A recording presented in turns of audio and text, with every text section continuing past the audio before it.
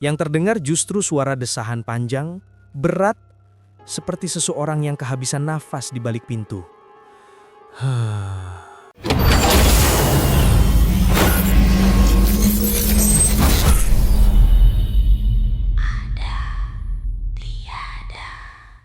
Sebelum cerita dimulai, jangan lupa subscribe, nyalakan loncengnya, dan bantu like serta komentar di channel Ada Tiada, agar kamu selalu dapat kisah-kisah mistis nyata lainnya. Baik, mari kita mulai. Di sebuah dusun kecil bernama Dusun Wonotirto, yang dikelilingi hutan lebat dan perbukitan hijau, tinggallah seorang petani sederhana bernama Pak Sastro. Lelaki berusia hampir 50 tahun itu dikenal ramah dan rendah hati. Setiap hari, dengan caping lusuh di kepala dan sarung melilit pinggang, ia menggarap ladang kecil peninggalan orang tuanya. Ladang itu tak seberapa luas, hanya sebidang tanah setengah hektar di pinggiran hutan yang rimbun. Matahari pagi baru saja naik, menebarkan sinar hangat di sela pepohonan, sementara kabut tipis masih menggandung di atas tanah basah. Pak Sastro memanggul kangkulnya, berjalan pelan menyusuri jalan setapak berlumut menuju ladang. Hari itu ia berencana membersihkan lahan untuk menanam jagung, tanaman yang tahan banting dan cukup menjanjikan hasil. Sesampainya di ladang, ia menarik napas panjang. Rumput liar menjulang setinggi pinggang, batang-batang pohon kecil tumbuh tak beraturan. Ia mulai bekerja, suara cangkul menancap dan mengangkat tanah berpadu dengan kicau burung dari kejauhan. Waktu merayap, matahari meninggi, peluh mengucur deras di dahi Pak Sastro. Ia pun memutuskan beristirahat di bawah pohon aren besar di tepi ladang. Di dalam rantang kaleng, ia mengeluarkan nasi putih, tempe goreng, dan sambal terasi. Sambil makan, ia menikmati sejuknya angin pagi. Suasana terasa damai. Hingga telinganya menangkap suara langkah kecil tergesa-gesa di antara semak. "Siapa itu?" gumamnya pelan. Langkah itu semakin dekat, dan dari balik semak muncul seorang anak kecil berusia sekitar 5 atau 6 tahun. Rambutnya hitam lebat, wajahnya bulat, matanya besar, menatap bingung. Ia memakai baju lusuh krem, tanpa alas kaki, dan memeluk boneka kain usang. Pak Sastro tersentak dan cepat berdiri. Nak, kamu siapa? Dari mana?" tanyanya lembut sambil berjongkok agar sejajar dengan si bocah. Anak itu hanya menatap dengan mata berkaca-kaca, tanpa menjawab. "Kamu nyasar ya? Bapakmu di mana?" tanya Pak Sastro lagi. Masih tak ada jawaban. Tatapan kosong, napas kecil terengah. Pak Sastro tak tega. Ia menoleh ke sekitar, berharap melihat orang tua si anak. Tapi hutan itu tetap sepi, hanya suara serangga dan angin. "Ayo, ikut bapak," katanya sambil mengulurkan tangan. Anak itu ragu, kemudian perlahan menggenggam tangan Pak Sastro. Jemarinya dingin dan kotor, seperti sudah lama berkeliaran di luar. Namun, tiba-tiba anak itu menarik lengan baju Pak Sastro. "Mau pulang?" gumamnya dirih. "Pulang? Rumahmu di mana?" Anak itu mengangkat tangan dan menunjuk ke arah jalur setapak ke barat laut. Jalur yang hampir tak terlihat karena tertutup ilalang. Pak Sastro mengerutkan kening.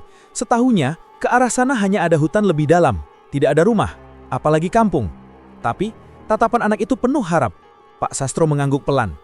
"Baiklah, Bapak antarkan." Mereka mulai berjalan menyusuri jalan setapak sempit, melewati ilalang dan akar pohon yang membelit langkah. Udara semakin lembab, bau tanah bercampur dedaunan membusuk makin kuat. Waktu terasa berjalan lambat. Sesekali, Pak Sastro menoleh ke belakang memastikan arah pulang. Rasa was-was muncul, tapi ia menepisnya.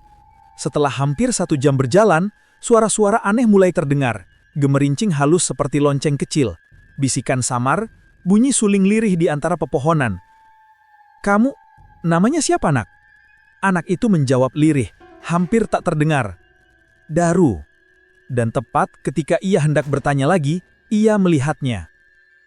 Sebuah kampung kecil, rumah panggung kayu berdiri rapi, asap dapur mengepul, anak-anak berlari, orang dewasa bekerja, dan Pak Sastro pun terdiam tak percaya. Saat mereka melangkah masuk kampung itu, suasana terasa aneh. Semua orang berhenti sejenak, menatap Pak Sastro dan Daru. Namun bukan tatapan marah, melainkan tatapan dalam, seolah mereka mengenali sesuatu. Seorang wanita setengah baya dengan kebaya hijau pudar bergegas menghampiri dan langsung memeluk Daru erat. Air matanya menetes deras. "Terima kasih, Pak. Sudah mengantarkan anak kami pulang."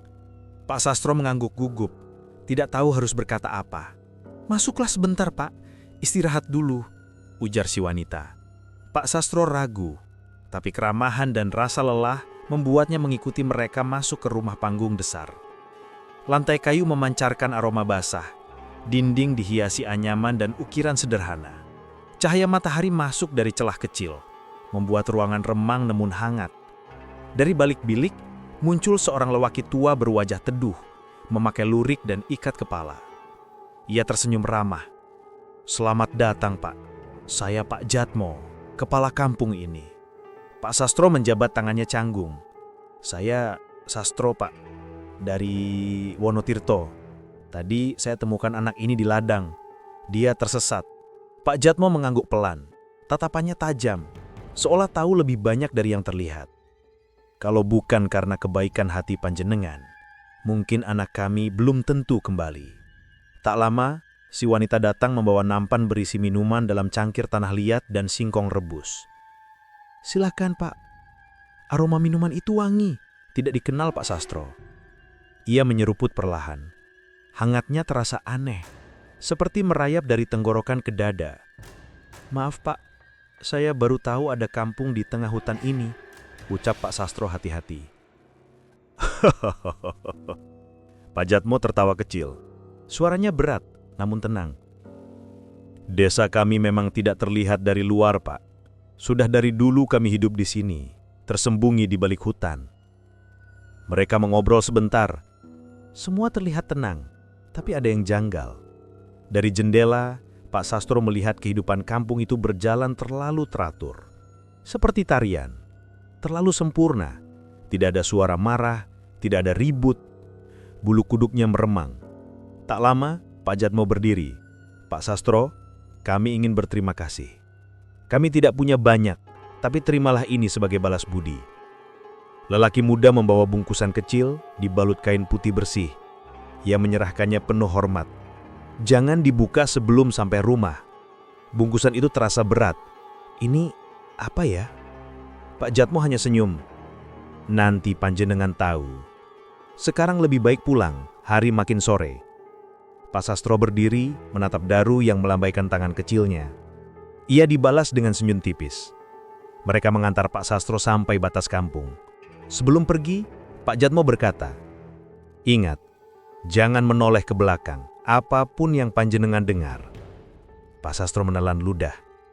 "Iya, Pak." Ia berjalan kembali melewati hutan. Angin berdesir membawa bisikan samar. Suara anak kecil memanggil namanya. "Pak Sastro!" Nafasnya memburu. Ia menahan diri agar tidak menoleh. "Pak Sastro! Pak Sastro!" Langkahnya semakin cepat, hampir berlari. Sampai akhirnya ia melihat cahaya ladang. Begitu keluar dari hutan, ia jatuh duduk, terengah. Hutan di belakangnya tampak biasa, tidak ada kampung. Sejenak ia bingung, seolah barusan adalah mimpi. Tapi bungkusan di tangannya nyata. Dengan tangan gemetar, ia membuka kain pembungkusnya. Di dalamnya, biji-biji kecil berkilauan, seperti emas mentah. Astagfirullah. Pak Sastro menggenggamnya, berat dan dingin di kulitnya. Langit memerah.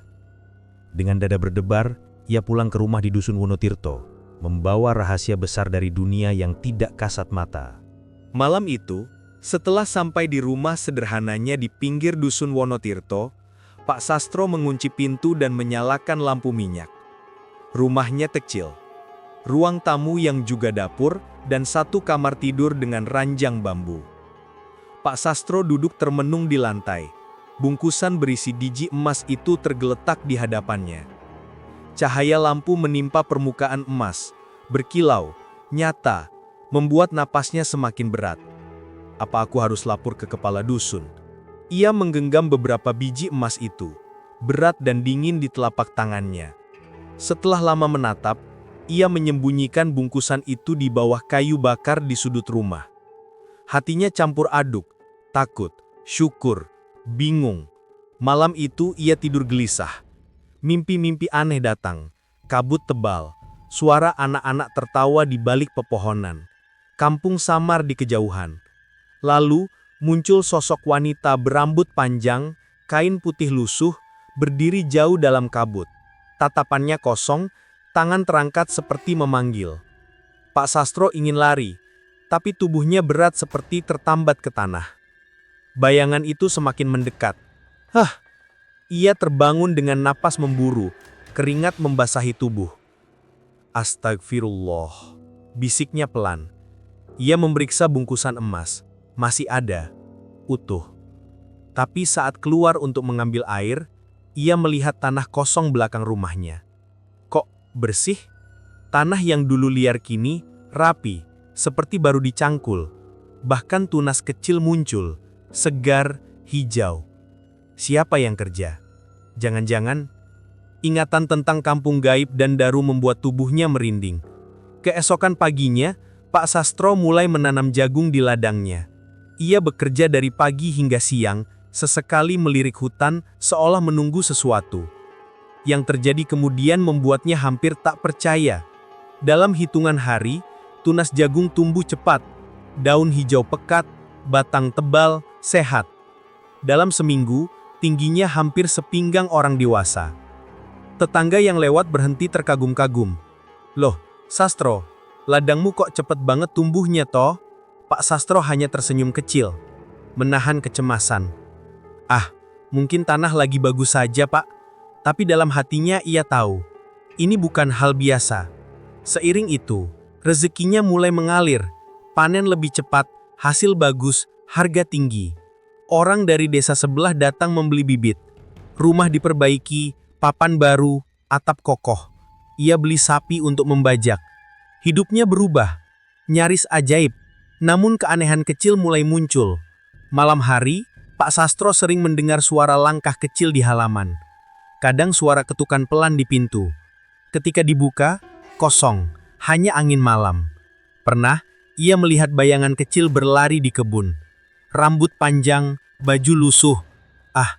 Bayangan saja, pasti cuma bayangan. Tapi bayangan itu muncul lagi di malam-malam berikutnya. Desa mulai berbisik. Ada yang bilang rumah Pak Sastro ada yang nunggu. Ada yang bilang ia dibantu makhluk halus. Pak Sastro tak membenarkan, tak membantah. Ia hanya berdoa diam-diam. Namun, di sudut hatinya muncul tanya, sampai kapan bantuan ini berjalan? Dan apa balasannya? Malamnya ia tidur gelisah lagi. Angin dingin, suasana sunyi menekan dadanya. Pagi itu langit mendung. Angin dari arah hutan bertiup dingin, membuat bulu kuduk Pak Sastro meremang tanpa sebab. Ia sedang memberi makan sapi di kandang belakang ketika seorang lelaki tua muncul berjalan pelan di jalan tanah desa. Langkahnya lambat, memakai caping lebar, tongkat kayu di tangan. Pakaiannya lusuh, namun cara berjalan dan raut wajahnya memancarkan wibawa yang sulit dijelaskan.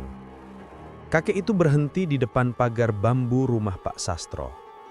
"Assalamualaikum, Le." Pak Sastro tergagap, buru-buru meletakkan ember dan menghampiri. "Waalaikumsalam, Pak. Monggo masuk. Ada perlu apa?" Kakek itu tersenyum tipis dan masuk tanpa banyak bicara. Mereka duduk di beranda. Tangan Pak Sastro sedikit gemetar saat menuangkan teh hangat dari kendi. Kakek itu menatapnya lama sebelum bicara. "Aku ini orang lama, Sastro. Sudah lama sekali. Aku tahu hutan ini, bahkan yang tidak bisa dilihat manusia biasa." Pak Sastro menelan ludah, wajahnya menegang. "Aku dengar kau bertemu anak kecil di ladangmu." Pak Sastro tertegun, ia tidak pernah menceritakan kejadian itu ke siapapun. "Tenang, aku tahu bukan dari manusia." Pak Sastro menggenggam lututnya erat. "Iya Pak, saya ketemu anak kecil tersesat, saya antarkan pulang. Tapi saya rasa itu bukan kampung biasa." Kakek tua itu mengangguk pelan. "Itu memang bukan kampung biasa, Leh. Kau telah menolong salah satu dari mereka. Pak Sastro menegang, bayangan Daru muncul di kepalanya. Mereka itu bangsa yang hidup berdampingan dengan kita, tidak jahat, selama tidak diganggu, dan kau telah membantu mereka. Pak Sastro ingat bungkusan emas di rumahnya. Tapi ingat, lanjut si Katek, rezeki dari mereka bukan tanpa syarat. Pak Sastro merinding. Apa yang harus saya lakukan, Pak? Kakek tua menatap hutan, matanya jauh seolah melihat sesuatu di balik pepohonan. Rawat ladangmu dengan tulus, jangan tamak. Dan setiap Jumat Kliwon, letakkan sedikit hasil panenmu di tepi hutan. Sebagai tanda syukur. Pak Sastro mengangguk. Baginya itu syarat ringan dibanding berkah besar yang ia terima. Sebelum pergi kakek itu berkata lagi, kalau suatu malam ada yang mengetuk pintu, jangan dibuka. Cukup jawab dari dalam dan ucapkan terima kasih. Kakek itu lalu berjalan pergi, meninggalkan Pak Sastro yang duduk terpaku, pikiran kacau. Hari-hari berikutnya, Pak Sastro mematuhi semua nasihat itu. Ia merawat ladangnya lebih tekun, hasil panennya makin subur. Pedagang dari kota datang membeli, rezeki semakin deras. Setiap Jumat Kliwon, ia membawa jagung atau padi ke tepi hutan, meletakkannya di bawah pohon besar, membungkuk, lalu pulang tanpa menoleh. Semuanya berjalan lancar sampai suatu malam. Sekitar tengah malam, suasana sunyi, tiba-tiba terdengar ketukan pelan di pintu depan. Tok, tok, tok. Ritmenya lambat, dalam, seperti tangan kecil. Pak Sastro terbangun, tubuhnya kaku. Ingat pesan si kakek. Terima kasih atas semua kebaikan. Saya bersyukur. Ketukan itu berhenti, sunyi. Lalu terdengar suara tawa kecil di kejauhan. Kemudian hening sepenuhnya. Pagi harinya saat membuka pintu, Pak Sastro bertegun. Di depan pintu ada kendi tanah liat kecil berisi beras putih harum, jauh lebih wangi dari beras biasa. Di sampingnya, setangkai daun keemasan. Pak Sastro membungkuk hormat. Ia menyimpannya hati-hati. Sejak hari itu, rezekinya makin deras. Ladang subur, ternak berkembang. Nama Pak Sastro dikenal luas. Banyak orang datang belajar bertani padanya. Tapi di balik itu, satu bisikan batin selalu muncul. Apakah ini berkah atau ikatan? Waktu berlalu, dan nama Pak Sastro makin harum di Dusun Wonotirto dan desa-desa sekitar. Banyak yang datang meminta nasihat bertani. Ada pula yang meminta air sumurnya karena dipercaya membawa keberuntungan. Namun jauh di dalam hatinya, Pak Sastro merasakan sesuatu berubah. Kadang saat bekerja di ladang, hawa sejuk tiba-tiba berubah sangat dingin meski matahari terik. Bulu kuduknya merinding tanpa sebab. Sore itu, ketika mencangkul, ia mendengar suara tawa anak kecil di balik semak-semak. Tawa kecil, jelas, mirip suara Daru dulu. Siapa itu? Ia menoleh cepat. Tidak ada siapa-siapa, hanya ilalang bergoyang ditiup angin yang mendadak dingin. Pak Sastro menelan ludah. Mungkin cuma angin. Namun, malam harinya, kejadian kembali muncul. Saat hendak tidur, lampu minyak tiba-tiba padam sendiri. Padahal tak ada angin, jendela tertutup rapat. Pak Sastro menyalakan kembali lampunya sambil berdoa dalam hati. Baru ia hendak memejamkan mata, terdengar suara langkah kecil berlari di teras rumah. Langkah seperti kaki anak-anak, riang, tetapi di malam yang sunyi terasa sangat ganjil. Ingat pesan kakek tua. Ia tidak berani keluar. Ia menarik selimut hingga ke dagu, memejamkan mata rapat-rapat.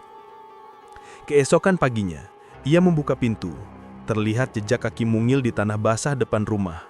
Bukan jejak anak manusia, jejak kecil, aneh, seolah milik makhluk hutan dari cerita-cerita tua. Pak Sastro mulai gelisah. Ia ingat pesan, jangan tamak, jangan lupa bersyukur. Tapi hari-hari berlalu, makin banyak tamu datang membawa hadiah, karung beras, alat pertanian, bahkan ada yang menawarkan tanah tambahan untuk dikelola. Rumah sederhana berubah menjadi rumah yang lebih besar dan makmur. Di sudut hatinya muncul rasa bangga, namun di sudut lainnya ia merasa, ini bukan murni jeripayahku. Dan malam-malam semakin sunyi, semakin menghimpit. Beberapa minggu kemudian, Malam purnama, sinar bulan pucat menyapu pekarangan. Tiba-tiba, tok, tok, tok. Namun kali ini ketukan bukan seperti tangan kecil. Lebih berat, lebih dalam, seolah tangan tua, kasar, mengetuk dengan kuat namun perlahan. Pak Sastro terbangun, tubuh kaku. Ketukan terdengar lagi, lebih dekat, lebih berat. Dadanya berdegup keras, tangan gemetar. Ingat pesan kakek tua, ia tidak membuka pintu. Dengan suara bergetar ia berkata dari dalam, "Terima kasih, saya bersyukur." Namun kali ini tidak ada tawa kecil, tidak ada ketenangan. Yang terdengar justru suara desahan panjang, berat, seperti seseorang yang kehabisan nafas di balik pintu.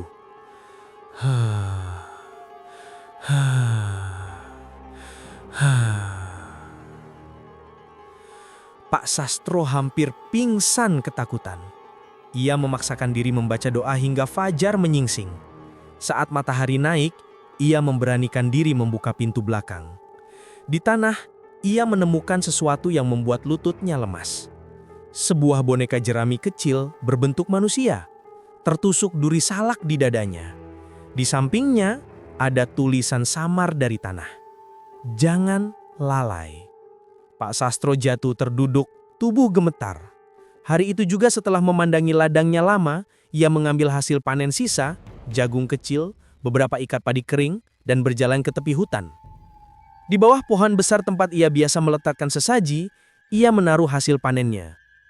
Dengan segala kerendahan hati, "Saya mohon maaf, saya khilaf, saya lupa diri, saya bersyukur atas semua yang telah diberikan. Saya tidak meminta apa-apa lagi, cukup."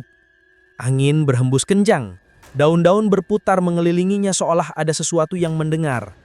Pak Sastro berdiri lama di sana, hingga matahari terbenam. Malam itu, rumahnya benar-benar tenang. Tidak ada ketukan, tidak ada tawa, tidak ada langkah kecil. Untuk pertama kalinya dalam beberapa minggu, ia tidur nyenyak. Pagi berikutnya, Pak Sastro pergi ke ladang. Di tengah petakan tanah yang sebelumnya kering, kini tumbuh sekuntum bunga liar. Putih, tampak sederhana namun aura suci terpancar kuat. Pak Sastro tersenyum tipis dengan suara tenang. "Aku telah diterima kembali." Kini ia paham, rezeki sejati bukan tumpukan harta, tapi ketenangan hati, rasa cukup, dan syukur kepada Tuhan dan alam yang tak kasat mata. Itulah kisah tentang Pak Sastro, dan alam tak kasat mata yang membalas kebaikan, sekaligus mengingatkan bahwa setiap rizki ada, amanah di dalamnya. Jika kamu menyukai cerita ini, jangan lupa untuk subscribe dan nyalakan lonceng notifikasinya, agar kamu tidak ketinggalan kisah misteri berikutnya di channel Ada Tiada. Tinggalkan komentar, apa menurutmu ini berkah atau ikatan dari dunia lain? Sampai jumpa di cerita berikutnya. Tetaplah percaya bahwa di balik yang tampak, selalu ada yang tak terlihat.